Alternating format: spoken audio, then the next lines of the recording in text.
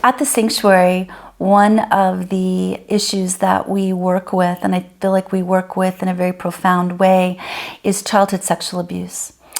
It's interesting, I would say that after the 12 years of sitting with people, that a good percentage of people, whether they remember it immediately or they have body memories of it or vague memories, have all suffered some level, some degree of some inappropriate sexual abuse as a child.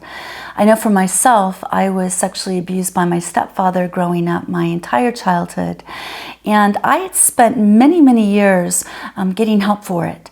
Many years. I was probably in about 20 years of therapy before I went through a sanctuary model of healing this issue, and was only able to manage it, meaning issues of shame, issues of feeling like a slight disconnect, of not feeling comfortable in my own skin, of still feeling frightened in relationships, of still not being able to feel vulnerable or intimate.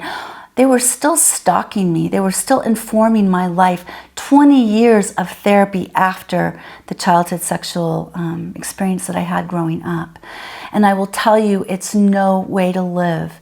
I wasn't just coming out in sexual ways, it was influencing every single area of my life. And when people come to the sanctuary, they get this.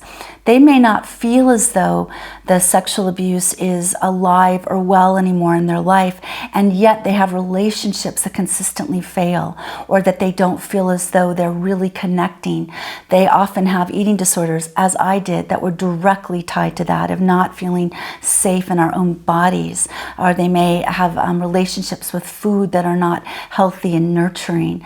And of course, it's well-documented statistics that people that have suffered from childhood sexual abuse in many degrees, many forms, often are correlated with addictions of some kind, substance addictions, prescription drugs, anxiety, depression.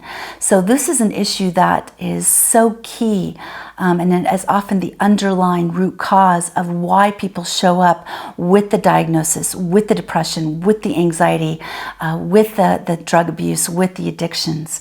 And something that we are trained in doing, something that we work with, something that we have a team of very kind professionals that will able to hold people and walk them through step by step so that they can finally be free in their own bodies and be free to have the relationships that they've been longing for.